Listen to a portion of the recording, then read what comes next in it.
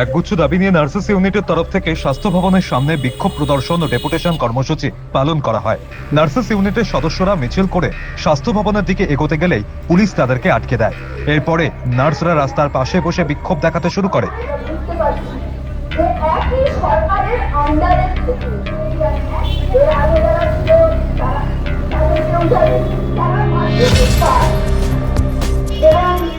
পরে তাদের একটি প্রতিনিধি দল স্বাস্থ্য ভবনে ডেপুটেশন জমা দেয়।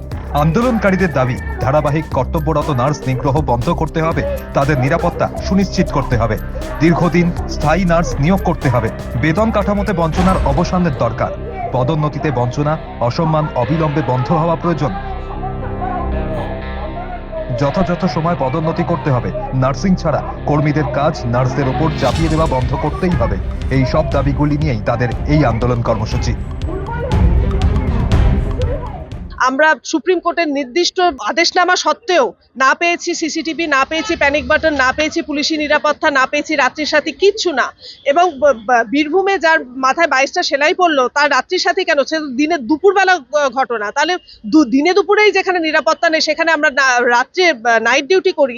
নিরাপত্তার এত অভাব স্বাস্থ্য ভবনের হাজারবার জানিয়েও আমরা কোনোদিন সেই সুরাহা আজ পর্যন্ত করতে পারিনি। তারপরের দাবি হচ্ছে আমরা নার্সিং পার্সোনালরা যারা, তাদের ওপর অসংখ্য কাজ চাপিয়ে দেওয়া হচ্ছে যেটা নার্সিং পার্সোনালদের করার কথা নয়। হাসপাতালের এবং স্বাস্থ্যকেন্দ্রের অন্যান্য কর্মচারীদের কাজ নার্সিং পার্সোনালদের উপর জোর করে চাপিয়ে দেওয়া হচ্ছে। তার ফলে নার্সিং পার্সোনাল নার্সিংটা বাদ দিয়ে অন্যান্য কাজগুলো করতে বাধ্য হচ্ছেন এবং আধিকারিকরা তাতে খুব সন্তুষ্ট, কারণ তাদের কাজগুলো মিটে যাচ্ছে, পেশেন্ট পরিষেবা, রুগী পরিষেবাটা ব্যাহত হচ্ছে। আমরা নার্সরা যারা নার্সিং প্রফেশনের সঙ্গে যুক্ত তারা পেশেন্ট রুগী পরিষেবাটা আমরা যথাযথভাবে দিতে চাই এবং তার সঙ্গে ভীষণভাবে প্রাসঙ্গিক নার্স নিয়োগটা অবিলম্বে করতে হবে। দীর্ঘদিন ধরে নার্সিং রিক্রুটমেন্ট বন্ধ, যেটুকু নার্সিং পার্সোনাল রয়েছেন ওয়েস্ট বেঙ্গলে তাই দিয়ে সুষ্ঠুভাবে রোগী পরিষেবা চালানো যায় না। এবং পে স্কেলের দাবি, ন্যায্য পে স্কেল, এই নিয়ে নার্সেস ইউনিটি দীর্ঘদিন ধরে লড়াই করছেন, কিন্তু আজও আমাদের পে স্কেল অধরার। স্বাস্থ্য ভবন, সরকার, স্বাস্থ্য প্রতিমন্ত্রী সবাই এই ন্যায্যতা স্বীকার করে নিলেও আজও পর্যন্ত এই টালবাহানা চলছে। আমরা আমাদের পরিষেবায় কিন্তু এতটুকুও গাফিলতি করি না।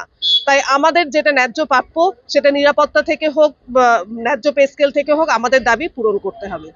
হাসপাতালগুলোতে যে পরিমাণ নার্স নিগ্রহ এবং চিকিৎসক নিগ্রহ হচ্ছে তাতে করে এর একটা সমাধানের পথ না বার করলেই তো নয়। হাসপাতালে রুগীর বাড়ির লোকদের রেগে যাওয়ার অনেকগুলো কারণ আছে।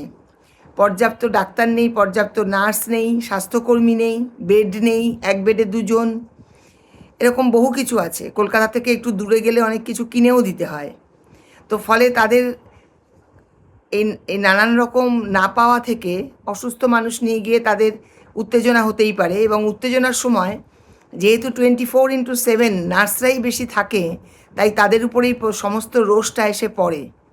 তো এটা তো চলতে দিতে পারা যায় না যে কবে কোথায় মার খাবে, সবাই অপেক্ষায় থাকো, আজকে বুঝি এখানে হবে, কালকে ওখানে হবে, পরশু আরেক জায়গায় হবে, একই দিনে 2-3টে ঘটনা ঘটবে। ফলে আমরা সুনির্দিষ্টভাবে নিরাপত্তাটার ব্যাপারে প্রশাসন কি করতে চায় সেটা আমরা জানতেই আজকে গিয়েছিলাম, কিন্তু সেরকম কোনো সমাধানের পথ আজকেও আমরা পাইনি। কিন্তু ওনারা বলেছেন এটা ওনারা সিরিয়াসলি দেখছেন, সেই মতো করেই ডিএইচএসকে বলবেন। তো আমরা আবার 10 দিন পরে যাব যে এ ব্যাপারে তারা কোনো কিছু পথ খুঁজে বার করতে পারলেন কি না। আমরা আমাদের যোগ্যতায় চাকরি করছি, আমরা রুগী পরিষেবাটা দেব এবং নিজেও রুগী পরিষেবাটা দিয়ে সেফলি আমি বাড়ি আসব।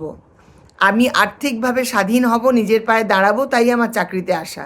কিন্তু তাই বলে পাবলিক নিগ্রহ করে যাবে এটা তো চলতে পারে না দিনের পর দিন, মাসের পর মাস। ফলে এর যদি কোনো পথ আমরা খুঁজে না পাই তাহলে আমরা যে বৃহত্তর আন্দোলনে যাব এ বিষয়ে কোনো সন্দেহ নেই, যেতেই হবে, আমাদের বাধ্য হব আমরা সেই আন্দোলনে যেতে। এছাড়া আমাদের আরও কিছু দাবি ছিল, যেমন সমস্ত হাসপাতালে এবং সমস্ত সেন্টারগুলোতে নার্সিং অফিসারদের উপর নন নার্সিং কাজ চাপিয়ে দেওয়া হচ্ছে দিনের পর দিন। প্রত্যেক দিন কাজের চাপ বাড়ছে, যেগুলো নন নার্সিং কাজ, ডাটা এন্ট্রি অপারেটরের, মেডিকেল টেকনোলজিস্ট, ডাক্তারদের, স্বাস্থ্যকর্মীদের, সব ধরনের কাজই করতে হয়। তাহলে নার্সিংটা কে করবে? নার্সিংটা তো অন্য কেউ করবে না। এইসব কর্মচারী কম বলে নাকি আমাদের করে দিতে হবে। তা নার্সিংও তো কম, নার্সিং অফিসারও তো কম। গত 3 বছর ধরে কোনো রিক্রুটমেন্ট নেই। যাদের রিটায়ার তারা সেই সময় রিটায়ার করে যাচ্ছে, তাদের নার্স বা কোথা থেকে আসছে? তার মানে নার্সিংটা করো না, বাকি কাজগুলো করো, সময় হয়ে গেল চলে যাও। যেই না কোনো কাজের গণ্ডগোল হবে তখন তাদেরকে ধরা হবে, শোকজ করা হবে, সাসপেন্ড করা হবে, ট্রান্সফার করা হবে।